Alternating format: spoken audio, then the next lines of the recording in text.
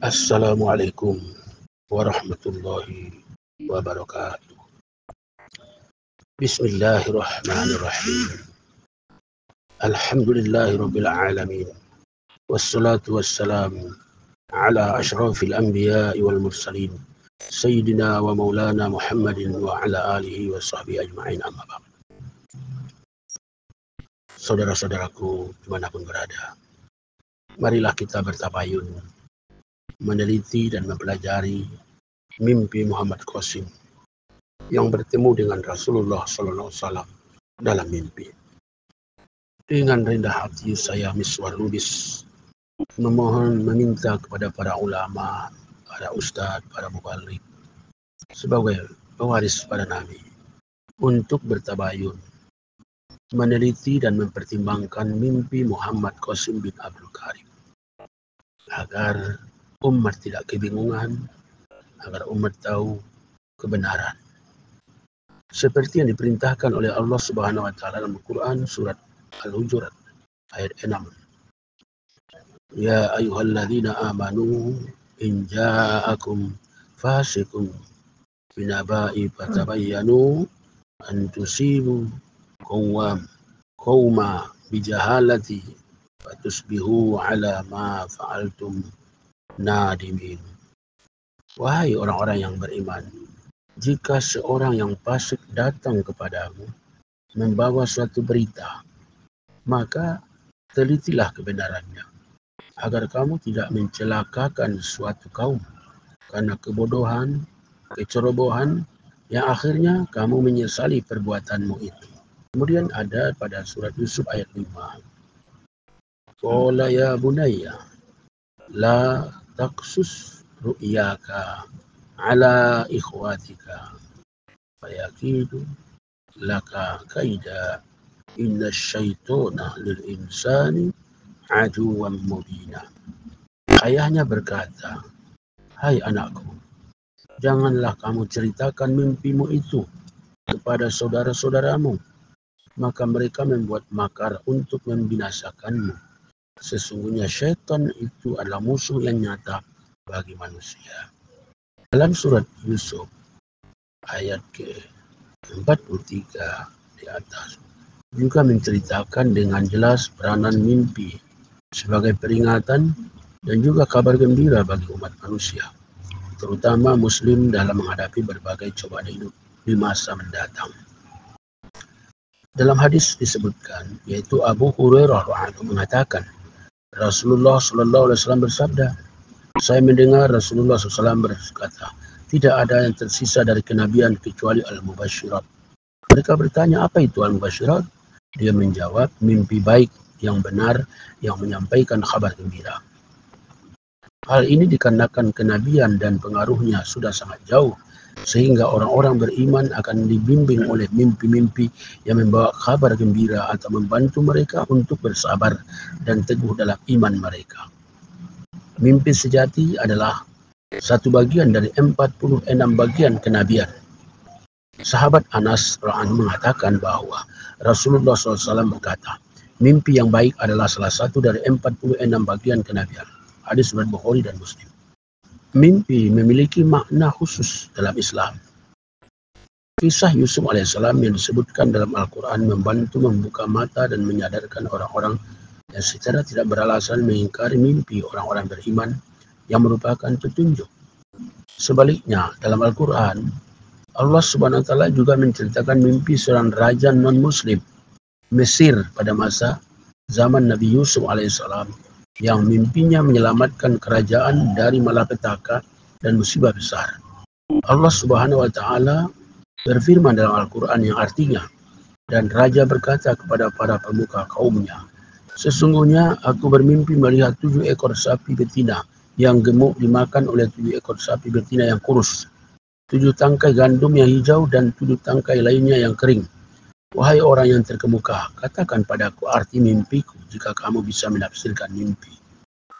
Raja Mesir mengalami mimpi yang sangat menakutkan dan dia meminta penasihatnya yang paling berpengalaman untuk menafsirkan mimpi itu.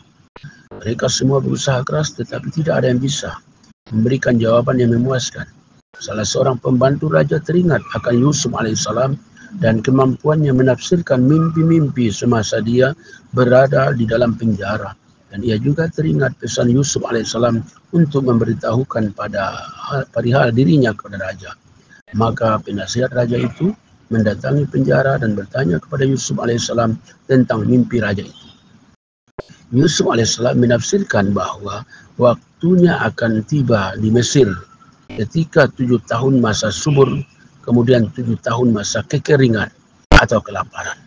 Yusuf alaihissalam menyarankan mereka untuk disiplin menjaga penggunaan dan pendistribusian sumber daya di tahun-tahun sulit yang akan datang. Dia akan mengatakan bahwa setelah 14 tahun yang sulit itu, tanah Mesir akan subur kembali dan kekayaan serta gandum akan melimpah. Raja sangat senang mengetahui bahwa Yusuf alaihissalam dapat menafsirkan mimpinya dan dia memerintahkan pembebasan dan mengangkat Yusuf alaihissalam untuk menduduki posisi sebagai Menteri Keuangan Mesir. Akhirnya Yusuf alaihissalam mengemban tanggung jawab atas pertanian dan mengelolanya. Dia menggunakan dan mendistribusikan sumber daya dengan bijak. Dia juga menghemat sumber daya selama 7 tahun masa subur dan menyimpan untuk 7 tahun kelaparan berikutnya. Nah, dengan cara ini, dia menyelamatkan kerajaan dari kesengsaraan dan musibah besar. Dari sini dapat diambil pelajaran bahwa melalui mimpi manusia dapat menyelamatkan hidupnya. Jangan lupa bahwa mimpi ini dilihat oleh seorang raja non-muslim. Mimpi Muhammad Qasim bin Abdul Karim mengingatkan kita tentang cobaan yang akan datang dan membimbing dengan cara terbaik untuk menghadapinya. Dengan cara yang sama dengan mimpi Raja Mesir di atas, kita melihat mimpi benar Muhammad Qasim bin Abdul Karim. Mimpi tersebut adalah berkah istimewa dari Allah Subhanahu wa Ta'ala. Mimpi-mimpi ini membimbing kita untuk dapat berpikir dan mempersiapkan diri dalam menghadapi masa-masa sulit. Mimpi-mimpi ini juga merupakan kabar gembira bagi umat dan memperingatkan tentang penderitaan yang akan datang dan juga tentang konspirasi orang-orang kafir melawan Islam. Mimpi Muhammad Qasim menunjukkan bahwa situasi akan segera memburuk dan kita harus melakukan perencanaan untuk mengatasi situasi itu. Mimpi Muhammad Qasim penting untuk disebarkan. Menurut mimpi ilahi Muhammad Qasim, perang dunia ketiga akan terjadi di Timur Tengah. Sebagian besar orang terutama Muslim akan binasa. Untuk menghindari malapetaka itu, kita harus bersatu dan menyebarkan mimpi-mimpi ini guna melakukan persiapan dan perencanaan yang baik untuk menyelamatkan lebih banyak nyawa. Jika kita tidak mempersiapkannya, sejumlah besar orang yang tidak bersalah akan menjadi korban keganasan perang. Melalui mimpi Muhammad Qasim diharapkan orang-orang menjadi sadar tentang apa yang harus dipersiapkan untuk melindungi diri. Oleh karena itu, menyebarkan mimpi Muhammad Qasim kepada orang lain merupakan pekerjaan yang sangat penting untuk dilakukan. Menyebarkan mimpi Muhammad Qasim memberikan kesadaran akan masa sulit di masa depan. Pakistan adalah salah satu negara yang patut diperhitungkan untuk menyebarkan mimpi Muhammad Qasim. Mimpi ini tidak hanya akan membawa kesadaran di antara orang-orang Pakistan, tetapi yang jauh lebih penting adalah membantu meyakinkan pimpinan utama. Kekacauan dan ketidakpastian terjadi di mana-mana, termasuk di negara kita. Nah, marilah kita jauhi syirik dan segala bentuk kesyirikan modern supaya kita mendapatkan rahmat dari Allah SWT, terhindar dari syirik akbar dan syirik asghar.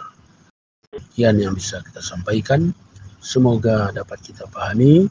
Sekali lagi saya mengajak pada para ustadz, para mubalik, seluruh ulama untuk bertabayun, mempelajari, pertimbangkan mimpi saudara Muhammad Qasim bin Abdul Karim. Sekian dari saya. Wassalamualaikum warahmatullahi wabarakatuh.